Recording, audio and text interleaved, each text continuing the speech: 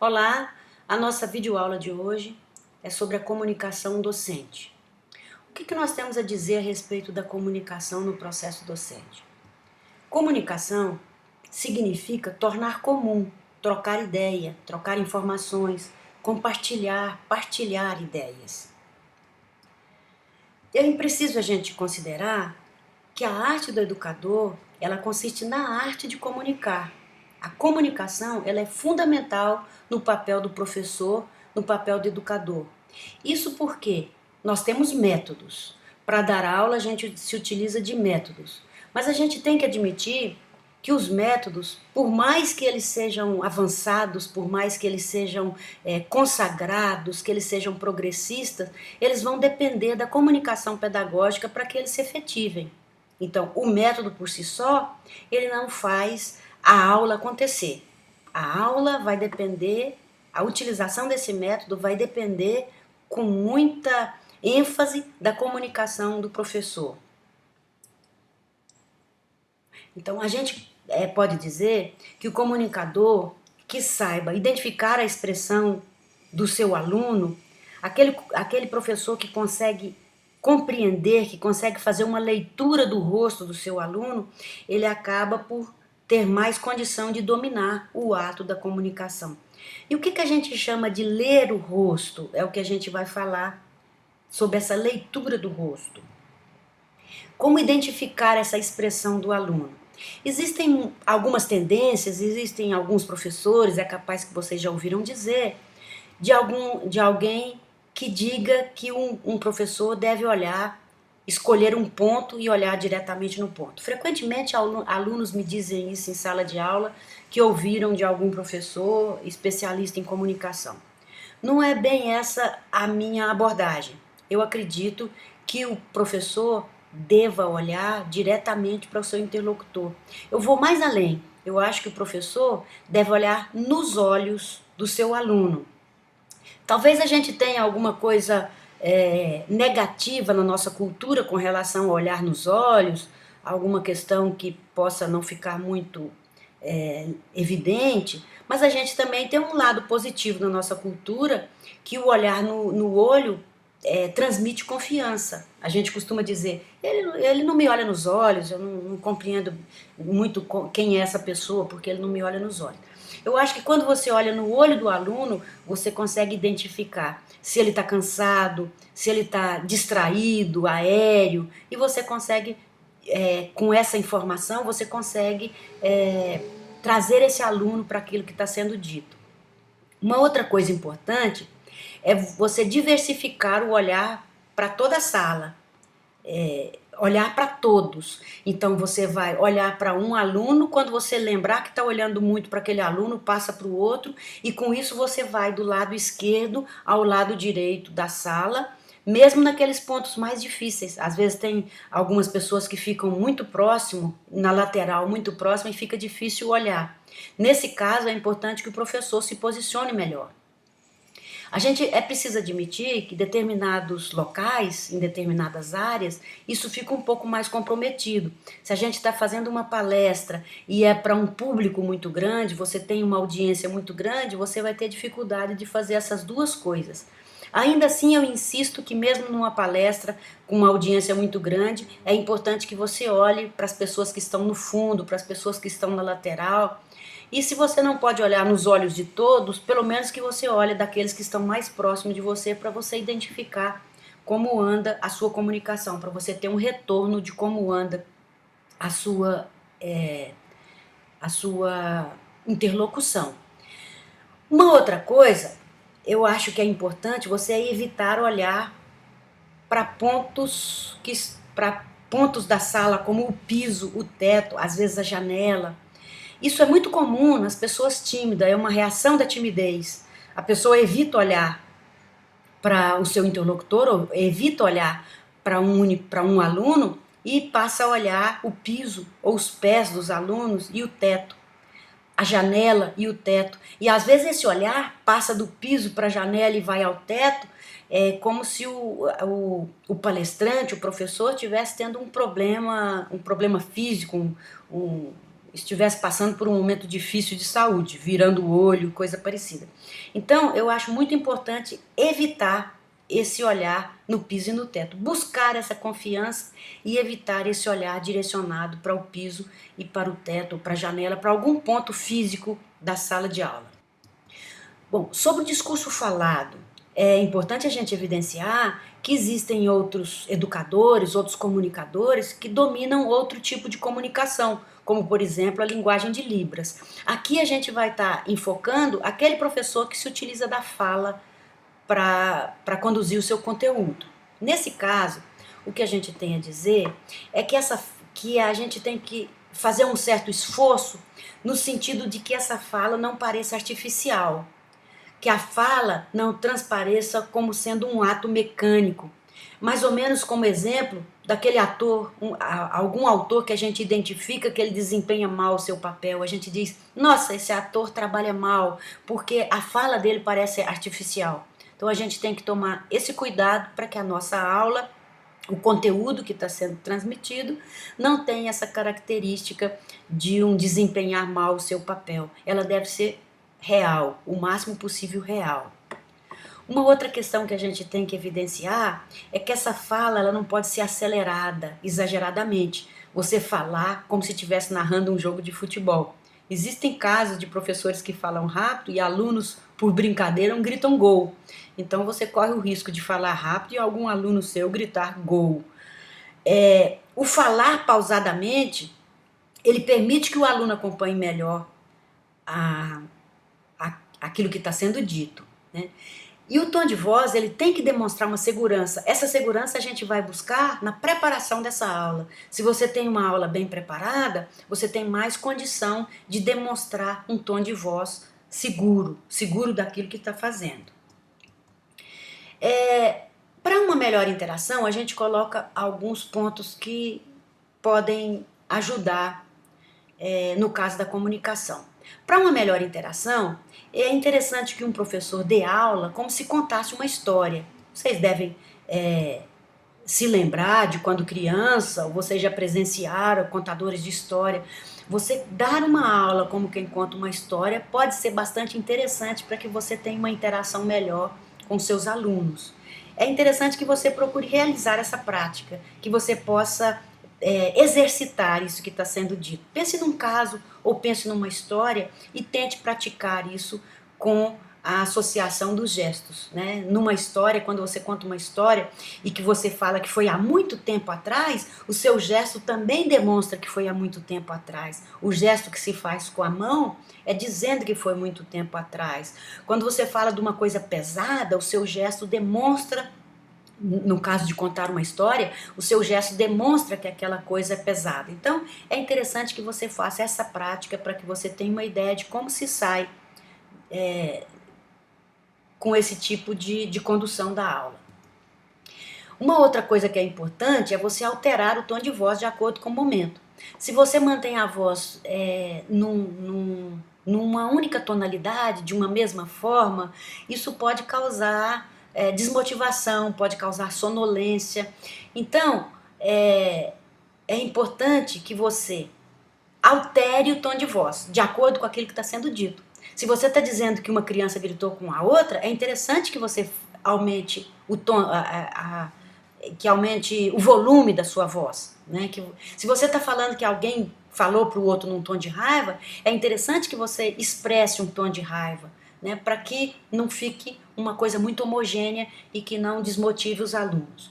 Quando um professor fala muito baixo, é muito perigoso que os alunos venham a dormir, né? O tom de voz muito baixo leva as pessoas a um estado de sonolência. Da mesma forma que o professor que fala muito alto, o tempo todo muito alto, acaba levando a sala de aula, os seus alunos, a um estado de estresse. Né? As pessoas se sentem estressadas, muitas vezes você fica 1h50, você fica até mais que isso com seus alunos. Imagine todo esse tempo você falando em voz alta, é estressante para o professor, é prejudicial à saúde do professor, mas é bastante estressante ao aluno. Então vamos lembrar que a sonolência acaba acontecendo com os alunos, dependendo do seu tom de voz. Uma outra coisa, com relação ao discurso falado, é que é importante a gente evitar os vícios. A gente, na trajetória, a gente vai adquirindo vícios. E é importante que um colega, ou um aluno mesmo, aponte para a gente que vício que você está utilizando naquele momento, para que você possa tentar se ver livre dele. Aqueles vícios de linguagem, eles acabam ficando caricatos. Os alunos passam a prestar mais atenção nos vícios do que no assunto que está sendo tratado. Existem vícios muito comuns entre professores. Eu vou citar aqui alguns, como por exemplo gaguejar enquanto pensa, né? A pessoa está falando a respeito de um momento da história, então ele vai dizer o sujeito que imprimiu aquela ação. Então, enquanto pensa, ele vai gaguejando com uma única sílaba. Isso leva o aluno a um estado de desmotivação do que está sendo dito. Ele passa aquele gesto, aquela caricatura, aquele vício, passa a ser figura e todo mais fica sendo fundo. Uma outra coisa que é bastante comum em professores é repetir sempre uma mesma palavra, como né, tá entendendo. Isso é muito comum entre professores. É importante que a gente, num grupo, que isso seja indicado, que as pessoas indiquem, olha, você está repetindo muito tal palavra, você está fazendo muito isso ou aquilo, para que a gente possa, de alguma forma, tentar ficar livre daquele vício. E é importante também um policiamento diário para que você não adquira novos vícios. É muito comum esse tipo de vício de linguagem. Uma coisa que eu gosto muito de falar é com relação ao humor, né? Que é o terceiro item que a gente vai tratar. É muito importante que você contenha os seus sentimentos, que você não leve os seus problemas para a sala de aula. Isso já virou um clichê. A gente dizia, quando eu entro para minha sala de aula, eu deixo o mundo todo lá fora. Virou um clichê, mas é um clichê muito importante para que a gente não se esqueça dele. O mau humor contamina e as pessoas passam a ficar mal-humoradas, as pessoas acabam tomando uma certa rejeição, não só ao professor, como muitas vezes até a disciplina que aquele professor ministra. Então o mau humor é complicado. Da mesma forma que o humor é muito interessante. Você se utilizar de elementos na sua aula bem-humorados, você se utilizar de exemplos e exemplos bem-humorados, isso traz o aluno para a discussão, traz o aluno para a participação. Então nós não podemos esquecer, na questão do mau humor, do comportamento agressivo, nós não podemos esquecer que o comportamento ele gera comportamento. Então, se você leva um determinado comportamento para a sua sala de aula, você seguramente vai ser vítima dele. E não só você vai ser vítima desse temperamento, como você vai ver os alunos se tratando daquela maneira. Então, isso é muito importante que o professor contenha os seus sentimentos e não demonstre um sentimento que seja prejudicial à aula. Outra coisa que eu tenho a dizer, que é o quarto item, que é a questão de perder o fio condutor da explicação. É comum quando a gente está dando aula, às vezes você se perde naquilo que estava sendo dito e a gente até pergunta para o aluno onde é que eu estava, o que eu estava falando. Isso é comum. Agora, a gente tem que procurar evitar que isso não aconteça com frequência. E uma maneira que a gente tem de fazer isso, né, porque é interessante que a gente trabalhe com exemplos. Mas às vezes você dá um exemplo e esse exemplo você passa para um outro exemplo e acaba ficando perdido. Então, e não consegue voltar. O que a gente pode fazer para se precaver disso? É um bom roteiro. Se você se orienta por um bom roteiro e um apoio visual, como esse aqui, isso aqui é um apoio visual, você, mesmo se perdendo num momento de um exemplo, você pode dar uma olhada para o seu roteiro, dar uma olhada para a sua apresentação, como essa aqui, e retoma aquilo que estava sendo dito. Então, a gente encontra também professores que iniciam a sua aula com um determinado assunto, começam a dar um exemplo, às vezes um exemplo da vida pessoal, e não retornam ao assunto da aula. E aquele exemplo passa a ser o conteúdo da aula. Então, a gente tem que tomar muito cuidado com relação a isso. Bom, a gente está falando dessa comunicação por quê?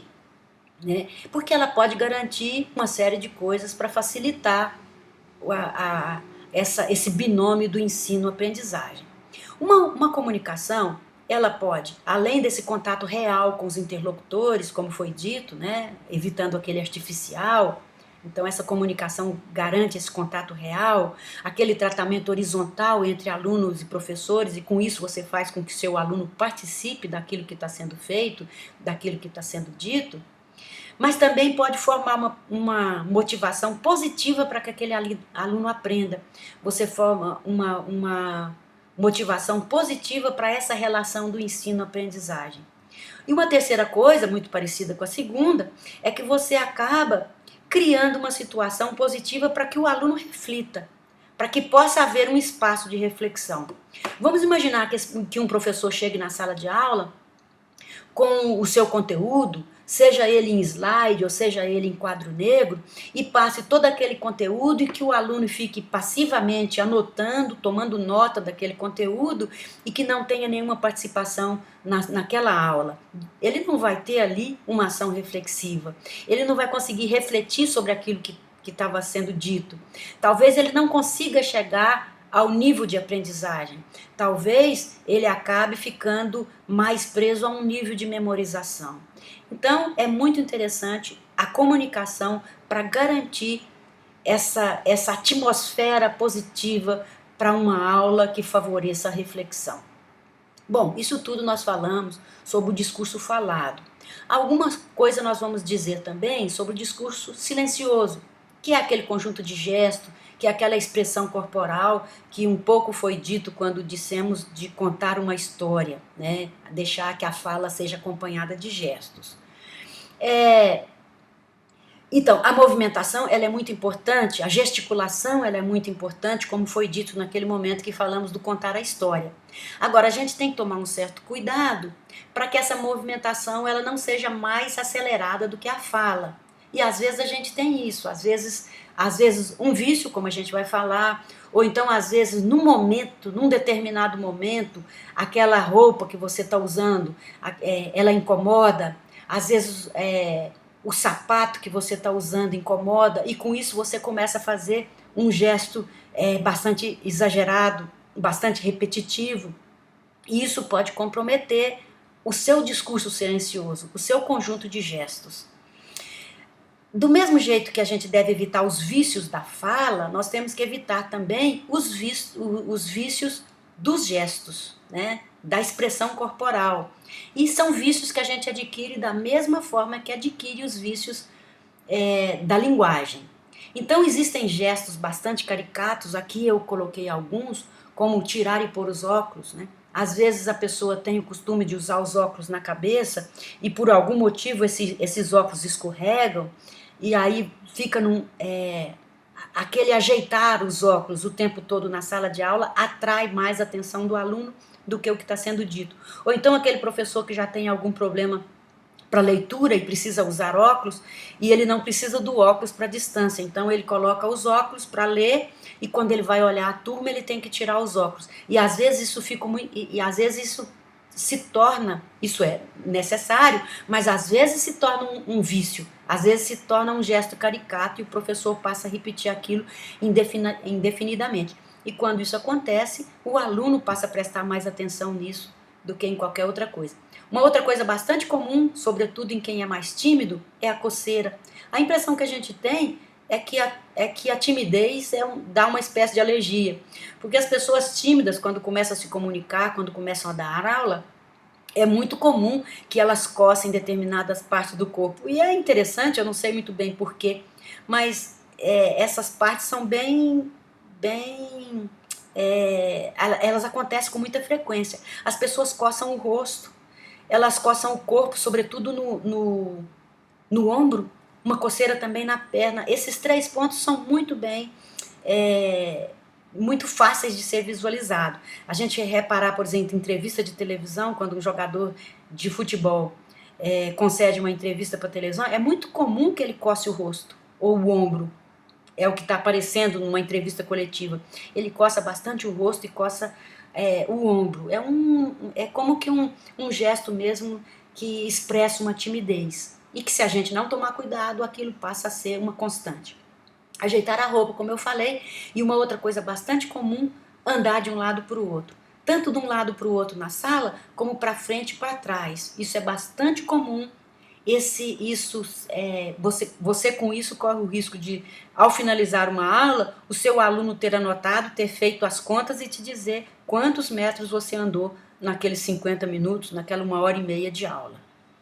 Uma outra coisa que é prejudicial à comunicação com relação aos gestos é a ausência absoluta de gestos, né? Também é uma coisa que acontece, é um fenômeno que acontece muito com a presença da timidez, né? Com a,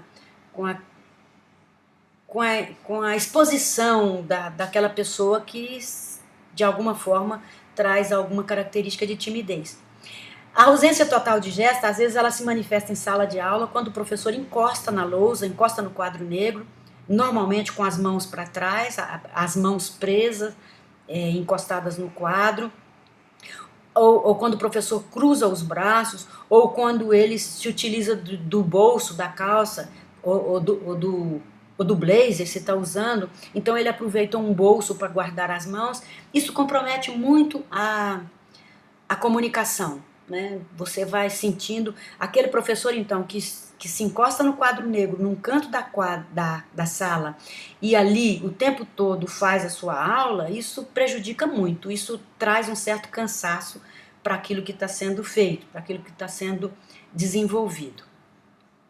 Uma outra coisa que a gente tem que considerar no caso de uma aula, no caso de um iniciante na tarefa pedagógica, na tarefa de dar aula, ou mesmo nos momentos que antecedem a sua apresentação de trabalho de final de curso, ou uma palestra para a qual você foi convidado, uma coisa que atrapalha muito a comunicação é o medo, né?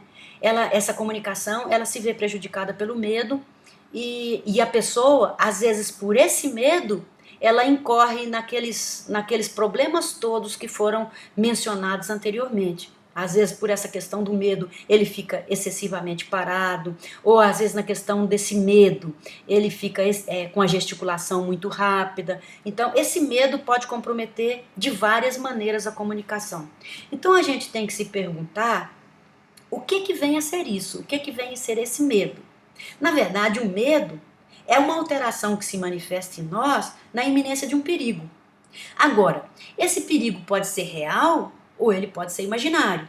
O que seria um perigo real? Eu estou andando numa rua escura, bastante escura, num lugar perigoso, e eu tenho medo de ser abordada por um louco, por um assaltante. Esse é um medo real.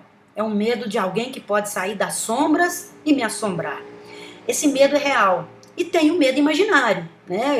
Eu acho que vai me aparecer um fantasma, eu acho que uma série de coisas que eu imagino que podem me acontecer.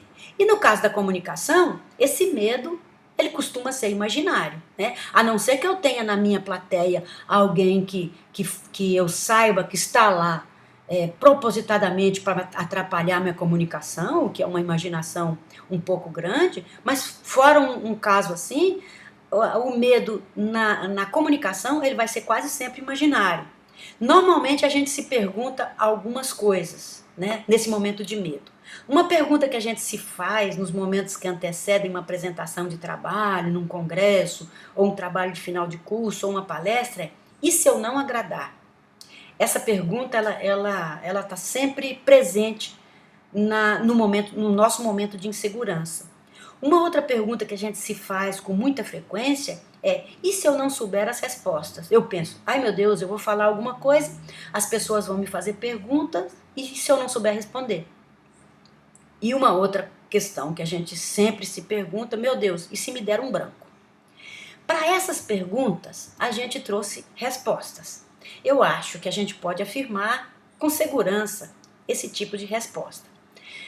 A primeira pergunta: e se eu não agradar? A gente tem que conviver com isso. A gente tem que saber que não é possível agradar todos a todo tempo. Você sempre vai desagradar alguém, ou em determinados momentos você vai desagradar as pessoas que normalmente você agrada. Ninguém consegue esse feito de agradar a todos. Então você tem que se esforçar para agradar você mesmo, aquilo que você espera da sua comunicação, né? Você sair satisfeito daquela aula e agradar um número significativo de pessoas. Mas não pense em agradar a todos, conviva com essa situação de que ninguém consegue isso, não vai ser você que vai conseguir. Uma outra coisa, a outra pergunta, né? E se eu não souber as respostas? Essa pergunta ela é bastante inquietante. Então, é importante dizer para vocês que é impossível saber tudo. Existe aquela pessoa que sabe tudo. Tem pessoas que têm um domínio muito grande, de um número muito grande de coisas, mas pode ter algum ponto que passou desapercebido, alguma coisa que ele não saiba. Então, se você não souber a resposta, diga para o seu interlocutor, diga para quem te perguntou, que naquele momento você não sabe. Isso não diminui em nada a comunicação, o papel de um professor. Eu acho que até enaltece. Se um aluno ou alguém que faça parte da audiência da sua palestra te faz uma pergunta, é interessante você dizer, não, realmente eu não sei. Isso que você está me perguntando, realmente eu não sei. Eu vou procurar saber e a gente volta a discutir. Não tem nada mais nobre que isso é muito bom. No caso de você estar sendo avaliado, você está fazendo uma apresentação para uma banca, né, no caso de uma defesa, de uma apresentação de trabalho de final de curso, é interessante que quando alguém te pergunta alguma coisa que você não saiba, que você não se deixe abater por isso. Você prepara para dizer para ele, eu não tinha pensado nesse aspecto, realmente eu não sei, eu não tinha pensado nesse aspecto. Você pode até dizer, eu vou procurar pensar nisso das próximas vezes, ou nas próximas apresentações, ou nas próximas palestras, eu vou procurar pensar nisso. Então, você se dizer impotente naquele momento para dar uma resposta, não te diminui em nada. Pelo contrário, como eu disse, eu acho que até enaltece o papel do professor. No ponto do branco, esse ponto é mais interessante, porque o branco, o que a gente está chamando de branco? É aquele momento, aquela amnésia transitória que muitas vezes se torna demorada e a gente tem medo que ela se torne para sempre. Esse branco, essa falta de memória que a gente está falando, ele é democrático. Ele não faz distinção de cor, de credo, de gênero, ele não faz distinção de titulação, né? Um especialista, um mestre, um doutor pode passar por esse momento de branco. Às vezes a gente está falando um assunto e toca um telefone celular e aquele toque te faz perder o que estava sendo dito. Às vezes um aluno tosse, às vezes um aluno escorrega, alguém tropeça, alguma coisa acontece que te faz perder aquilo que estava sendo dito. Agora, como esse branco é democrático, vamos pensar na maneira que a gente tem de controlar esse branco. Ele pode ser controlado com uma boa preparação da apresentação. O que é uma boa preparação da apresentação? É interessante que, além desse apoio visual, você tenha o seu roteiro pessoal. Além de preparar uma apresentação nesse estilo, para que as pessoas visualizem aquilo que está sendo apresentado, é importante que você tenha um roteiro à sua frente, um roteiro impresso, digitalizado ou mesmo manuscrito, né? Que seja em letras grandes, para que você não precise ter um esforço para ler, e que seja claro, sucinto, porque se tiver muita coisa escrita, corre o risco de no momento do estresse você não identificar aquilo que quer descobrir, aquilo que quer retomar. Então, uma boa preparação, ela tem como base o roteiro. Se deu o branco, todo mundo percebeu que deu o branco. Você, antes que se prolongue aquele momento, pega o seu papel, lê o que estava sendo escrito e retoma a sua fala. Então, se é por isso que estava tendo medo, eu acho que a gente pode perfeitamente controlar e com isso trabalhar uma boa comunicação. E por último, eu acho que pode ser um excesso de zelo, mas é bom que a gente saiba finalizar a fala, exatamente para que ela não acabe bruscamente.